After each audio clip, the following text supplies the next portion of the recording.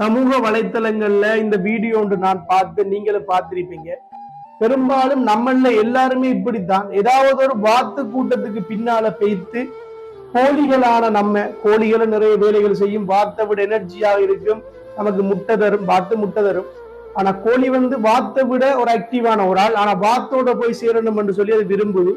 அது மாதிரி தான் நம்ம சமுதாயத்தில் இருக்கக்கூடிய நம்ம கோழி இல்ல கழுகுகளான நம்ம இந்த வாத்தோட போய் இருக்கணும். ஆகாயத்துல மேகத்துக்கு மேல போய் பறக்க வேண்டிய நம்ம இப்படியான வாத்து கூட்டங்களோட சேர்ந்து வாழ்க்கையை தொலைக்கிறோம். அன்பான உறவுகளே, உங்கள்கிட்ட சொல்லிக்கொண்ட விடயம் என்னன்னு சொன்னா, எல்லார்ட்டையும் தனிப்பட்ட திறமைகள் இருக்கும்.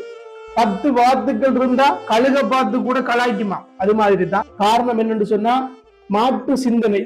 நம்ம யோசிக்கிறது, நம்ம சிந்திக்கிறது ஒரு மாற்று சிந்தனையாக இருந்தா யாருமே நம்மளை என்ன செய்ய மாட்டாங்க, ஏற்றுக்கொள்ள மாட்டாங்க, நம்மளை புறக்கணிப்பாங்க. ஆனா அப்படியான நபர்கள் தான் உலகத்துல 99% நபர்கள் சாதனையாளர்களாக வந்திருக்காங்க. உன்னை நீ அறியணும், இந்த திறமையை நீ அறியணும். இந்த வாத்து கூட்டத்தை விட்டு, இந்த நெகட்டிவான பீப்புள்ஸை விட்டு போட்டு இந்த திறமையை நீ கண்டுபிடிச்சு நீ என்று சொன்னா, நீதான் உலகத்திலே மிகப்பெரிய சாதனையாளராகவும் எல்லாரும் வியந்து வாய்க்கு மேல கைய வச்சுட்டு மூக்குக்கு மேல விரலை வச்சுட்டு ஜோதிச்சு கொண்டிருக்கக்கூடிய ஒரு நபராக, ஒரு ஆளுமையான ஒரு நபராக நீ கட்டாயம் வருவா. அதான் திருவள்ளுவர் சொல்லியிருக்காரு, சுழல் வல்லன் சோர்வியிலான் அஞ்சான் அவனை இகழ்வெல்லல் யாருக்கும் அரிது, வீழ்வது நாமாயினும் வாழ்வது தமிழாகட்டும். நன்றி. யாதும் ஊரே யாவரும் கேள்வி.